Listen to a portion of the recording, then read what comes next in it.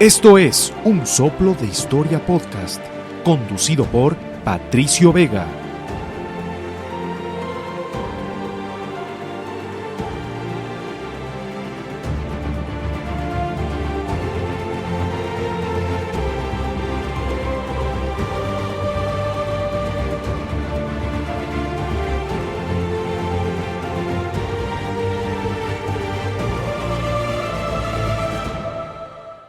Hola, ¿qué tal? Sean todos bienvenidos a un nuevo programa de Un Soplo de Historia Podcast.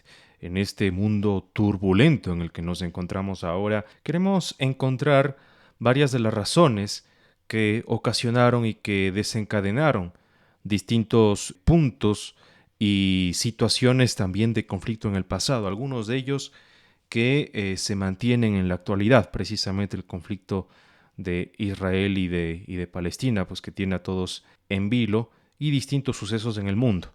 Algunos de ellos se acarrean desde tiempos pretéritos, otros en cambio son más recientes. Nosotros nos enfocamos en el estudio de la historia antigua principalmente, y a veces también topamos algunos detalles del mundo medieval, del mundo moderno, del mundo contemporáneo.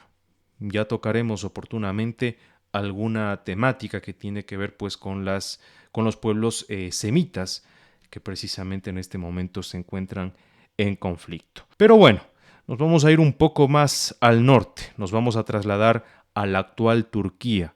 Buena parte de este territorio que antes era del Imperio Romano de Oriente o conocido desde tiempos modernos como el Imperio Bizantino. Así que sean bienvenidos a otro emocionante episodio de Un Soplo de Historia Podcast, y hoy nos adentraremos en el intrigante mundo del Imperio Bizantino y exploraremos la vida y el reinado de uno de sus emperadores menos conocidos, pero no menos fascinantes, Anastasio I. Anastasio I, nacido en el año 430 de nuestra era, fue un personaje clave en la historia del Imperio Bizantino, aunque su reinado no suele recibir tanta atención como el de otros emperadores. Su legado definitivamente sigue siendo relevante. Y aquí vamos a poner nuevamente en la palestra el nombre de este olvidado monarca. Para entender mejor la época en la que Anastasio asumió el poder, es esencial conocer el contexto histórico. Nos encontramos en el siglo V, un periodo en el que el Imperio Romano de Occidente ya había caído y el Imperio Romano de Oriente, o bizantino, luchaba por sobrevivir en un mundo en constante cambio. Anastasio I ascendió al trono en el año 491, después de una serie de intrigas y luchas por el poder, de las tantas que siempre hemos tenido en este imperio. Su reinado se caracterizó por una serie de reformas políticas que dejaron una huella duradera en el imperio. También tuvo dentro de sí mismo varias conspiraciones y luchas por el poder. Aquí vamos a ir detallando algunas circunstancias que las llevaron también a su ascenso, ¿no? La primera, Anastasio llegó al poder después de la muerte de su predecesor, el emperador Zenón, en el año 491. El fallecimiento de este monarca dejó un vacío en el trono imperial y desencadenó una lucha por la sucesión. Entonces, Anastasio había sido un funcionario de confianza en la corte de Zenón y había desempeñado un papel importante en la administración del imperio. Su lealtad a Zenón y su experiencia en asuntos gubernamentales le valieron el apoyo de ciertos grupos dentro del gobierno y del ejército. Otro motivo que lo llevó al poder fueron las luchas internas, como muchos otros emperadores. La corte bizantina estaba dividida en facciones políticas y religiosas en ese momento. Anastasio contó con el apoyo de figuras influyentes en la corte, como el eunuco Amantio y el patriarca Eufemio, quienes jugaron un papel crucial en su ascenso. También, durante este periplo, el imperio bizantino estaba inmerso en conflictos religiosos, en particular el cisma acaciano, del que ya vamos a profundizar más adelante, y que enfrentaba a la Iglesia de Roma y de Constantinopla. La posición de Anastasio en relación con este conflicto también pudo haber influenciado en su ascenso, ya que algunos en la corte lo veían como un candidato que podría resolver la crisis religiosa. También tenemos la oposición, y es que a pesar de su ascenso al trono, Anastasio no fue un emperador sin oposición. Enfrentó varios desafíos, tanto internos como externos, durante su reinado, incluyendo intentos de usurpación y conflictos con el reino vándalo en África.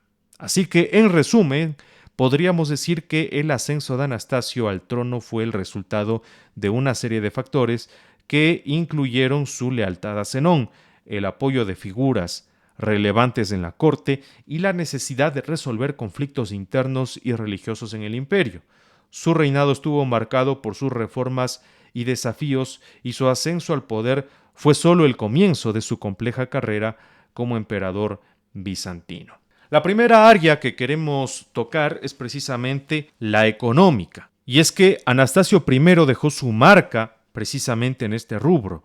Implementó políticas fiscales que buscaban estabilizar la moneda y mejorar la recaudación de los impuestos. Además, promovió la construcción de infraestructuras y la expansión del comercio, lo que contribuyó al crecimiento económico. A nivel religioso, y quizás aquí tiene una labor mucho más, no diría relevante, pero sí trascendental ya a nivel del futuro, ¿no? A nivel del futuro a mediano y largo plazo, por el que sería recordado principalmente Anastasio. Durante su reinado se produjo el cisma acasiano, uno de los 2 o 3 cismas religiosos que fueron separando cada vez más el mundo cristiano occidental del cristianismo ortodoxo.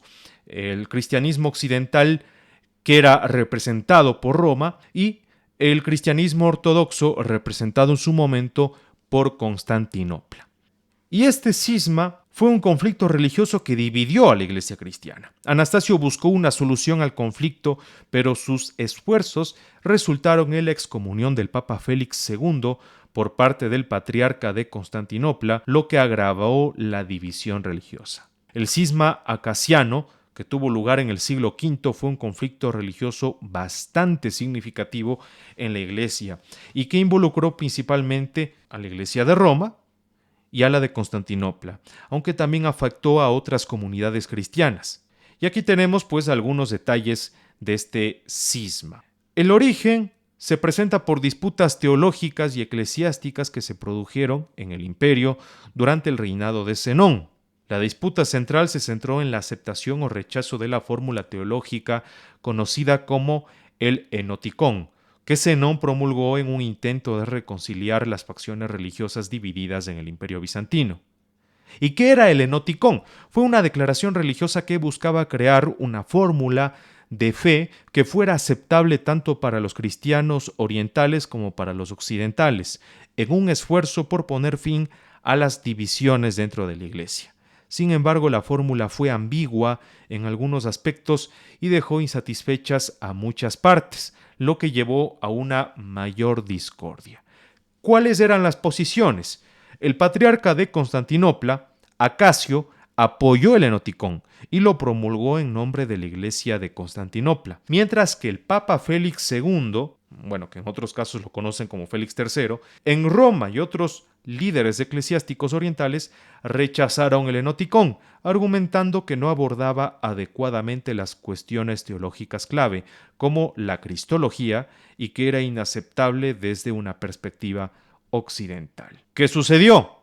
Se presentó una excomunión mutua, es decir, estas dos facciones grandes del cristianismo, o las más importantes del cristianismo, hasta el día de hoy quizás son las más importantes, o siguen siéndolo a nivel mundial, tuvieron esta disputa y, claro, como resultado, tanto el patriarca Acasio como el Papa Félix se excomulgaron mutuamente en el año 484.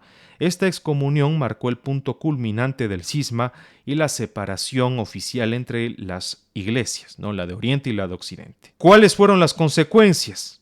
El cisma acasiano duró varios años, persistiendo incluso después de la muerte de Zenón y el ascenso de Anastasio I. A pesar de los esfuerzos de Anastasio por reconciliar las partes, la división religiosa continuó durante su reinado y más allá. El conflicto contribuyó a la creciente distancia entre las iglesias de Oriente y Occidente y fue uno de los factores que llevaron eventualmente al gran cisma de 1054, que formalizó la separación entre la Iglesia Católica en Occidente y la Iglesia Ortodoxa en Oriente. Así que el cisma casiano fue un conflicto religioso de grandes proporciones en el Imperio Bizantino y que, claro, tuvo su finalización en el 1054, es decir, mucho tiempo después de la propia muerte de Anastasio I. Pero bueno, ¿cuál fue el legado y cómo se dio la caída de este monarca? Anastasio llegó al fin de su gestión como emperador en el año 518 y su legado quizás pueda considerarse mixto, ¿no? Si bien sus reformas económicas fueron beneficiosas al corto plazo, su manejo del conflicto religioso dejó cicatrices duraderas en el Imperio Bizantino. Lo que vemos aquí es que Anastasio trató de continuar o de seguir el plan de Zenón con este cisma acasiano, pero al final la solución terminó siendo mucho más lesiva o quizás ya irreversible para la separación en la Iglesia cristiana. En todo caso, fue un monarca que dejó una marca en la historia del Imperio Bizantino a través de sus reformas y sobre todo de sus políticas. Era un tipo preparado para el cargo y también trató de gestionar lo mejor que pudo el conflicto religioso, que definitivamente no era nada fácil de mantenerlo a flote o de tratar de mantener contentas a las dos partes de la iglesia. Y es que, claro, mantener iguales o mantener contentos a todas las facciones en disputa realmente se hace bastante complicado. Su legado, de todas maneras, es un recordatorio de la complejidad de la historia de esta gran civilización en un tiempo sumamente convulso. Y a pesar de todo, también se mantuvo algunas décadas en el poder. Hemos llegado al final. Espero que hayas disfrutado de este episodio de Un Soplo de Historia Podcast sobre el emperador Anastasio I. No olvides suscribirte y darle like si te ha gustado. Y como siempre, déjanos tus comentarios y sugerencias para futuros episodios. Hasta la próxima.